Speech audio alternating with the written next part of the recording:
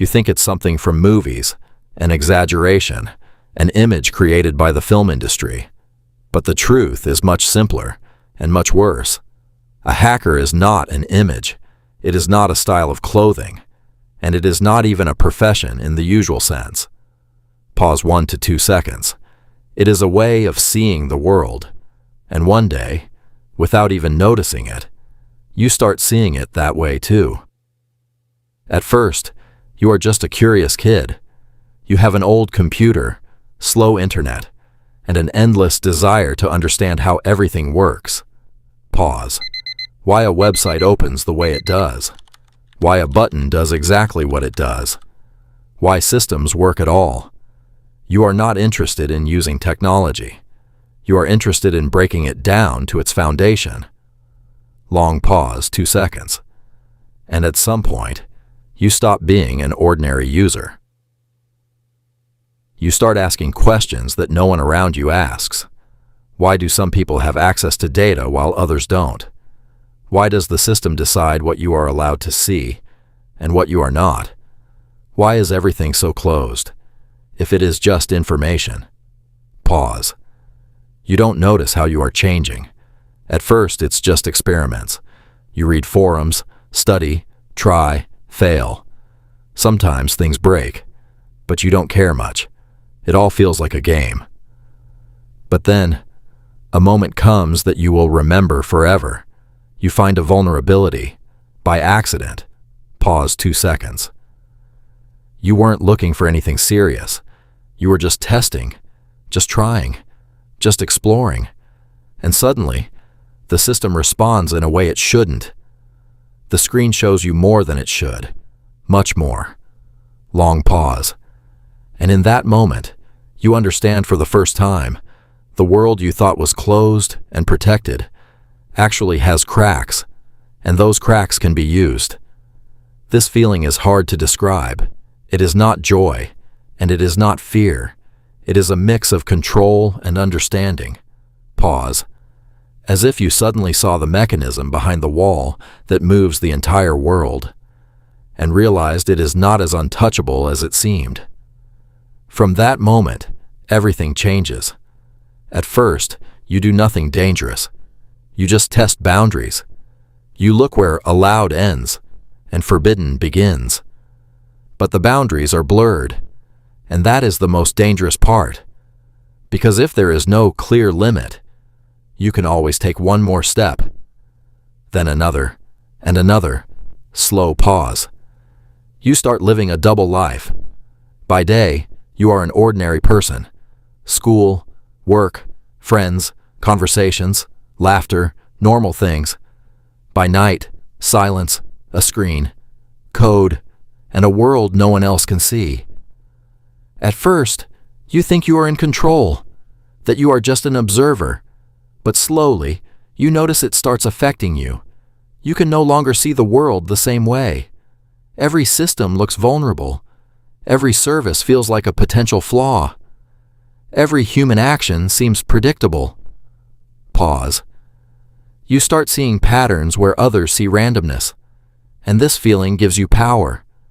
But at the same time, it takes something important away. You start trusting people less. You start speaking less. You start thinking differently.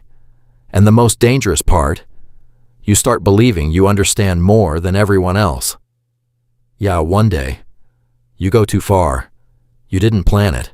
It was never the goal, but the system responds differently than before. Pause 2 seconds. At first, it is barely noticeable. Small delays, strange errors, a subtle feeling that someone is watching.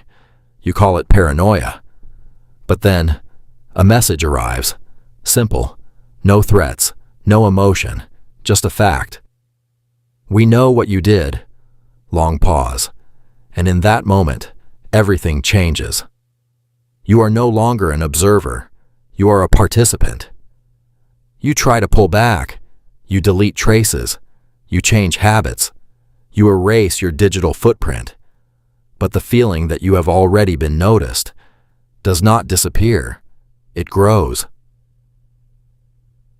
You start to understand that the internet is not a neutral space. It is a system of observation, and you are not the only one who knows how to look back. Every day, you feel more like you are being watched. Sometimes it feels like paranoia. Sometimes it feels too real to ignore. And now, you can no longer tell the difference. You start living in constant tension. Every login is a risk. Every action leaves a trace.